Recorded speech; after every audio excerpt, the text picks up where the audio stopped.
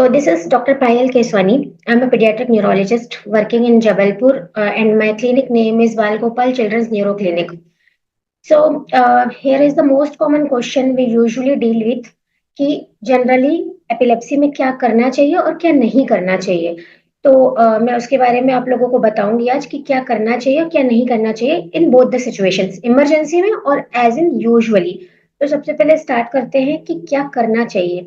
तो यूजुअली जो है एपिलेप्सी में जब भी आपको इमरजेंसी नहीं है, एपिलेप्सी नहीं है बट एपिलेप्सी पहले कभी आई हुई है, तो आपको रेगुलरली टाइम टू टाइम जब आपको बोला गया है 12 आवर्स के गैप में रेगुलर इंटरवल पे मेडिसिन लीजिए, जैसा कि आपके प्रैक्टिशनर्स ने आपको बताया हुआ है।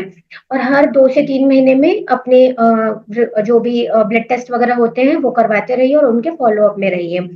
नाउ वी आर कमिंग कि इमरजेंसी में अगर किसी को एक्टिव सीजर्स आ रहे हैं, मिर्गी का दौरा आ रहा है, झटका आ रहा है, एपिलेप्सी आ रहा है, तब क्या करना है। तो तब अगर मान लो कि वो स्टैंडिंग पोजीशन में है या बैठे हुए हैं या कहीं पर भी है, तो फॉल गिरने से बचाना है उनको, उनको सेफ पोजीशन पे लेके जाना है, एक तरफ करवट करके लिटा देना है। और उस दौरान जो है जो भी बच्चा है या फिर पर्सन है, क्योंकि मैं पीडियाट्रिक न्यूरोलॉजिस्ट हूँ तो मैं मोस्टली बच्चों के बारे में बात करूंगी।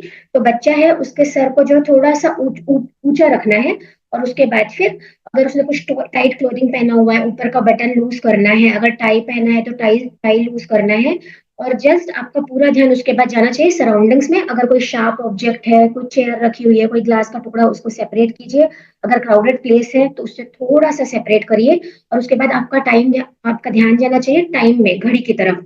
अगर 2 मिनट से ज्यादा हो चुके हैं तो उसके बाद फिर आपको इमरजेंसी या रेस्क्यू मेडिसिन यूजुअली सारे न्यूरोलॉजिस्ट आपको देते हैं। वो रेस्क्यू मेडिसिन आपको लेनी है और नाक में जितने भी बार बोला गया है वो आपको देनी है।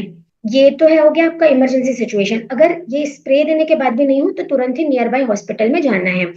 अब हम आते हैं कि क्या नहीं करना चाहिए।